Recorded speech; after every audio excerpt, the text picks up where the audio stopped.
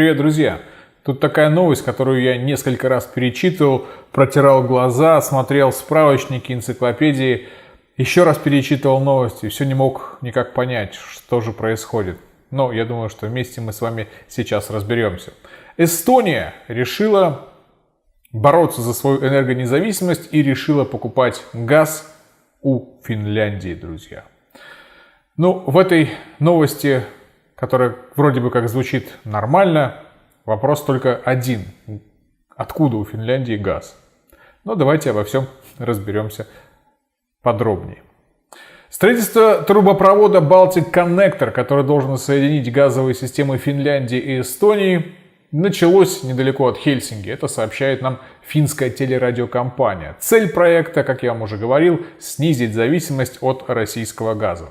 Министр окружающей среды, экологии и жилищного хозяйства Финляндии Кимма Тиилайканен на церемонии закладки трубопровода заявил, что развитие регионального газового рынка принесет выгоду всем, кто использует топливо в восточной части Балтийского моря, а также откроет скандинавский энергорынок странам Балтии. Кроме того, по его мнению, трубопровод повысит безопасность поставок газа. Пока все идет нормально. Все здорово, замечательно.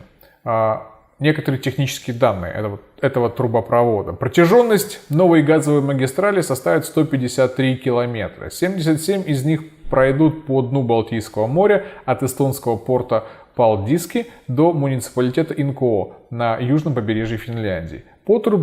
По трубопроводу будет поставляться до 7,2 миллиона кубометров газа в сутки. Его стоимость составляет 250 миллионов евро. Запомнили первую цифру? 250 миллионов евро стоимость.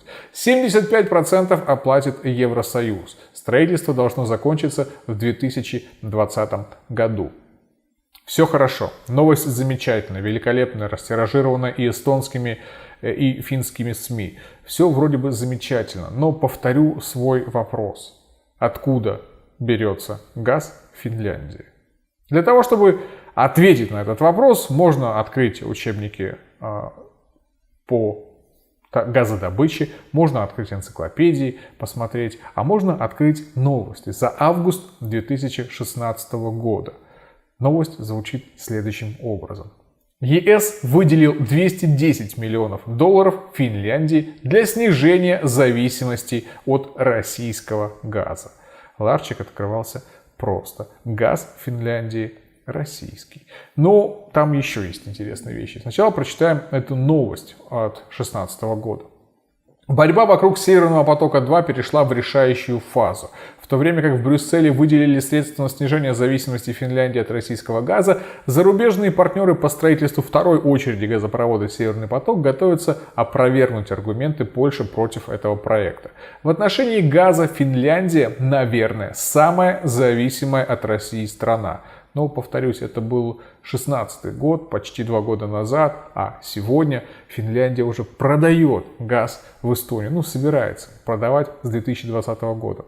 Своего газа у нее мало, рассказывают нам в статье, поэтому весь газ она получает из России. Как считают в Брюсселе, это приводит к сильному давлению Москвы на Финляндию. В этой связи можно вспомнить недавнее приглашение финским президентом Владимира Путина в Хельсинки. Мы помним тот визит. Европейцы и особенно соседи финнов сильно раскритиковали приглашение, особенно усердствовали в этом шведские политики. Однако все недовольные получили из Хельсинки очень жесткий ответ, из которого следует, что Финляндия будет сама решать, кого ей приглашать в гости. Неудивительно, что Еврокомиссия стремится ослабить зависимость Финляндии от российского газа и готова идти на расходы. Европейский комиссар по вопросам климата и энергии Ариас Каньете, сообщает агентство UPI, объявил, что Еврокомиссия выделила примерно 210 миллионов долларов на поддержку строительства первого газопровода, того самого, о котором я рассказал в начале, который стоит 250, но там часть оплачивает Финляндия, который свяжет Финляндию с Эстонией. Но там об этом говорилось, что поддержку строительства первого газопровода, который свяжет Финляндию с Эстонией, для того, чтобы снизить финскую зависимость от российского газа. Но логика — это не сильный конек европейских политиков. Его протяженность составит около 160 километров, именно тот самый газопровод. Первый газ по нему пойдет предположительно в конце 2019 года. Но это было 2 года назад, сообщались. А в этом году нам говорят, что уже в 2020 пойдет. Но не сильно отличие, газопровод все-таки тот. Этот газопровод станет частью системы интерконнекторов газа, которая свяжет восточноевропейские страны и которая фактически строится в пику Северному потоку-2. В Брюсселе полагают, что Балтийский коннектор, рабочее название проекта, прорвет энергетическую изоляцию Финляндии. Он позволит ей покупать меньше российского газа и, следовательно, уменьшит давление России. Друзья, 2 новости. Давайте еще раз. Балтийский коннектор. Он для снижения зависимости Эстонии от российского газа в соответствии с первой новостью. Но новость 2-летней давности рассказывает нам, что Балтийский коннектор должен снизить зависимость Финляндии от российского газа. Вам уже кажется, что где-то кто-то кого-то здесь обманул явно. Пробуем разобраться дальше. Диверсификация источников энергии и энергетических маршрутов, а также объединение энергетических рынков являются приоритетными задачами энергетического союза, говорится в заявлении еврокомиссара Каньете. Это главное условие, которое позволит обеспечить всех граждан ЕС надежной энергией. Друзья, энергия должна быть надежной, а еще желательно энергия должна быть демократичной, чистой, доброй, позитивной, а не российской. Но понятное заявление, да? Правительство Финляндии намерено диверсифицировать свой энергетический сектор. О, это уже интереснее. За счет чего же? Строительством небольших газовых терминалов, куда будет по морю поступать сжиженный газ. Читаем мы в этой новости. Ну все, пазл сложился. Все, ответ есть. Финны будут продавать эстонцам через вот этот коннектор российский газ, а сами будут покупать сжиженный природный газ, который будет поставляться, скорее всего, конечно же, американцами. Ну, кем еще? А у туклятых москалей никто ничего не покупает. То есть эстонцы покупают газ у Финляндии и плевать, что он российский. Финны покупают СПГ через терминалы, а что им не будет хватать через СПГ, будут покупать из России. И все довольны. Все, полная энергетическая независимость. Ну, смешно выглядит.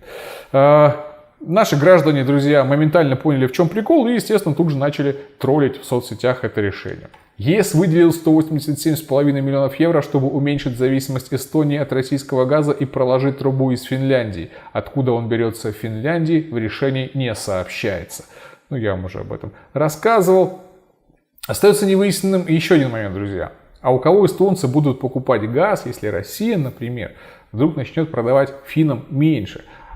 Или у них зимы будут настолько лютые, что излишков не останется. Но вы же понимаете, что тот газ, который через СПГ-терминалы будет поставляться в Финляндию, он, во-первых, будет дорогой, а во-вторых, он 100% не сможет обеспечить все необходимые объемы, ну, как минимум, потому что инфраструктура под такие объемы еще не готова. Поэтому часть газа, конечно же, все равно будет покупаться в Финляндии и в России. Потому что на сегодняшний день, как они сами рассказывают в новостях, ну и, собственно говоря, эксперты рассказывают, почти весь газ она покупает в России. Так вот, а если вдруг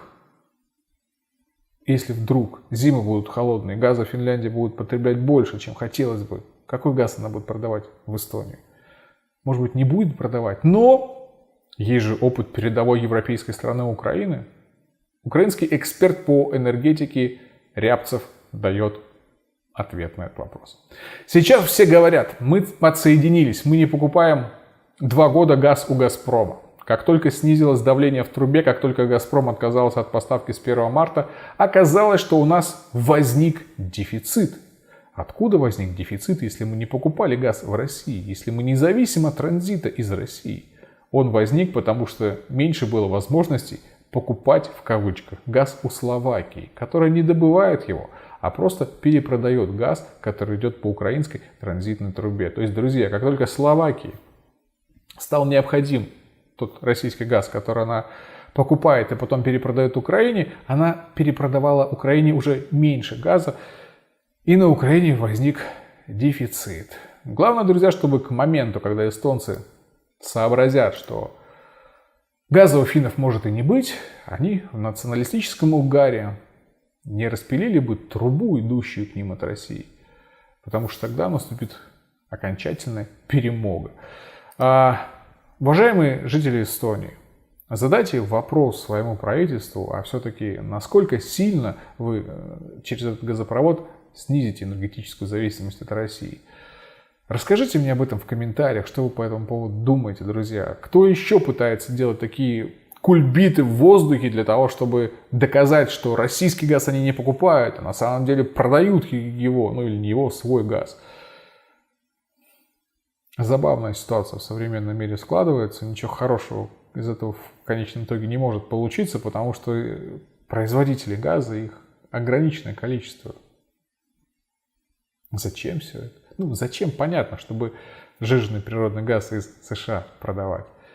Вот такая вот история, друзья, с этим странным коннектором, газопроводом из Финляндии в Эстонию. Кто кого там энергетически обезопасит? Большой вопрос. Ваше мнение пишите в комментариях, а жителям Прибалтики большой-большой еще раз привет. Всего вам доброго и до свидания.